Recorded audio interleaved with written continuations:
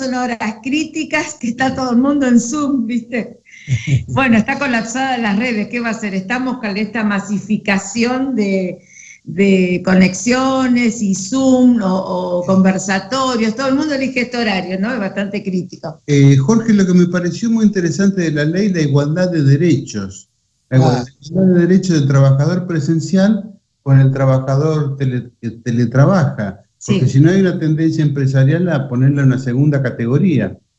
Es tal cual lo decís vos, y además sabemos que, digamos, cada vez que se implementa algún procedimiento que puede marcar una diferencia entre los trabajadores, la tendencia natural desde los sectores empresariales va a ser castigar a los que tienen más derecho, amenazándolos llevar a los que tienen menos. Y el teletrabajo, además de todas las cargas, digamos, familiares que esto implica, la revolución que implica, sino que lo digan los docentes, tiene una característica que en realidad, más allá de que se pueden ahorrar el viaje de ida y vuelta, implica un cambio de vida en la que puede perderse más que ganarse. Así que instalar ese derecho, como vos lo decís muy bien, es muy importante. En última instancia es el derecho de que un cambio en la tecnología no derive en la pérdida de un derecho que en algunas historias, entre ellas la nuestra, costó mucho esfuerzo, costó y muchas veces mucha sangre para conservar los derechos de los trabajadores. Desde los viejos anarquistas del principio de siglo, gente admirable, hasta la llegada del peronismo con el reconocimiento del trabajo y desde allí de la categoría y la dignidad que tienen que tener los trabajadores, ¿no? Claro. Bueno, y ahora ya sabemos que estamos ya en la era digital. El teletrabajo vino para quedarse, salió la ley del teletrabajo, la ley de economía del conocimiento, se habla de inteligencia artificial, de los próximos 5G. ¿Cómo viene? O sea, vino para quedarse la era digital y la vida, no, o sea, vamos a tener que convivir con todo esto. O sea, el Zoom seguirá, el teletrabajo va a seguir. Y ¿cuál es tu mirada de lo que se puede empezar a trabajar a nivel de avance de proyectos, ¿no? Mirá, vos mencionaste un término que es inteligencia artificial, que es uno de los términos que te confieso en los que yo estoy más preocupado. Yo tengo un privilegio que es problema de mi enfermedad, digamos, que es el DNI bajo, como dije antes. Yo conocí personalmente y conversé con Marvin Minsky, cuando Marvin Minsky vino a la Argentina. Ese hombre que ya falleció fue el creador de la inteligencia artificial en el MIT. Un norteamericano muy simpático, con algunas ideas que me estremecieron en su momento y me siguen estremeciendo hoy. En lo práctico, lo que yo tengo un temor muy grande es que se extienda una modalidad que hoy es visible en lo que se llaman empresas de plataforma.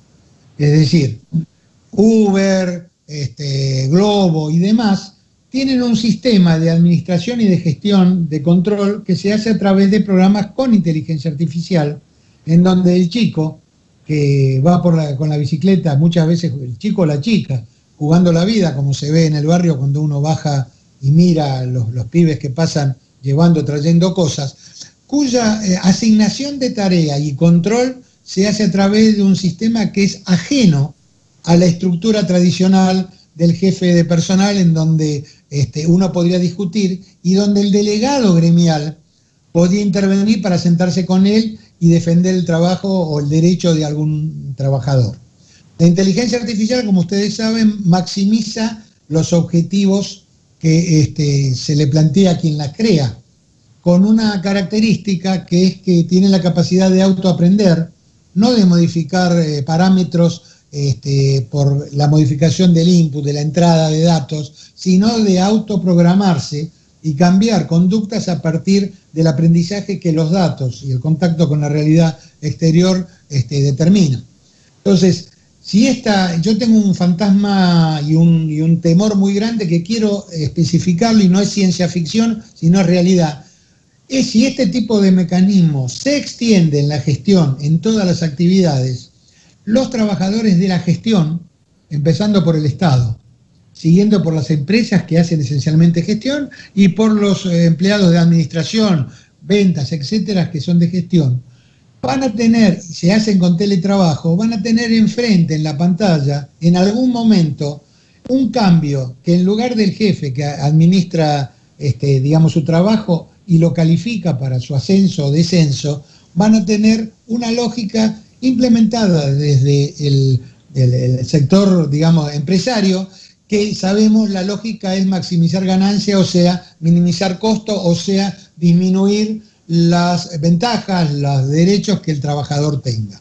Entonces acá, ¿esto cómo se evitó siempre? Se evitó con la intervención de un delegado, de alguien nombrado por alguien, que va y pelea con la parte patronal. Esto acá no existe hoy. Por lo tanto, tiene que haber un desarrollo, una discusión y una solución que permita que los delegados gremiales puedan cumplir su rol. Y cumplir su rol consiste, en este caso, en intervenir en forma directa en la creación de ese mecanismo de inteligencia artificial, que si no interviene, van a estar solamente en manos de los intereses que van a maximizar ganancias y disminuir derechos. Esta idea, yo tengo alguna preferencia y alguna debilidad por el sector de los trabajadores, por todos los trabajadores, porque yo también lo soy. Por eso, cuando 20 años atrás se creó Infoworker, se llamó Infoworker, y fui secretario general, como creo que vos sabés, del primer gremio, vos que lo nombraste, del primer gremio informático en el año 1973, así que tengo una larga historia de defensa de algunos derechos. Me fue a veces bien, a veces mal, pero de todas maneras, lo que quiero decir es lo siguiente: yo creo que hay una discusión que hay que salvar, y yo a los trabajadores les digo que el uso de tecnologías no se definen cuando se implementan, sino muchos años antes. Hay una mesa donde se sientan los factores de poder. Esto lo dice Francisco también. Francisco dice en Laudato que la tecnología no es neutra, que depende de los factores de poder. Bueno, los trabajadores tienen que ser un factor de poder para sentarse en el momento en que se definen las tecnologías, y no tratar de parar los penales cuando esa tecnología se implemente y ya no tienen ningún campo o muy poco campo para negociar. Este es un cambio fundamental, a mi juicio, que debe hacerse en la estructura de defensa de los derechos de las personas que trabajan, y además de los mecanismos, la comprensión de cuáles son los mecanismos y cómo debe pararse la defensa de esos derechos ante tecnologías que en general son difíciles de comprender y que no son comprendidas por la mayoría de las personas, digamos, ¿no? Claro, y a la vez, hasta empezar la discusión y todo lo que entiendo yo, tiene que haber leyes que regulen este tipo de actividades, ¿no es cierto? Sea de inteligencia artificial, el 5G cuando venga, etcétera. Lo que pasa es que las leyes no alcanzan, pasa es que las leyes no alcanzan. La ley mejor es aquella que tiene personas internas que tienen para poder defender el espíritu de esas leyes. La Argentina es un país que no carece de leyes. Yo diría que hasta le sobran leyes, pero nosotros vemos que las leyes no alcanzan para transformar un sistema de inequidad en muchos sentidos, también el político, un sistema de inequidad que nunca llega a resolverse. Entonces, hay otro, junto con la ley, que es fundamental porque es el orden, porque si no caemos en la anomia, que es el riesgo que tiene todo país que no tiene leyes o que no obedece las leyes. Junto con eso está la construcción en la sociedad de aquellas herramientas que en el día a día hacen cumplir la ley a través de su propia conciencia y su propio conocimiento. Cuando hablo de alfabetización tecnológica, estoy hablando de ese espacio, que es un espacio que tenemos que cumplirlo los que nos damos cuenta que esto debe suceder, ¿no? Los pioneros de hace más de 20 años. Bueno, Jorge, el tiempo es tirano, como dicen muchos en la televisión y en la radio, así que nos gustaría que, si querés hacer algún cierre, algún aviso a los oyentes, y si alguno quiere participar, ¿cómo lo pueden hacer? Bueno, te agradezco la oportunidad de decirlo. Todo lo que hemos hablado sirve como marco por algo que quiero invitarlos invitarlos a ustedes, aunque sé que ya lo conocen, y por supuesto están invitados.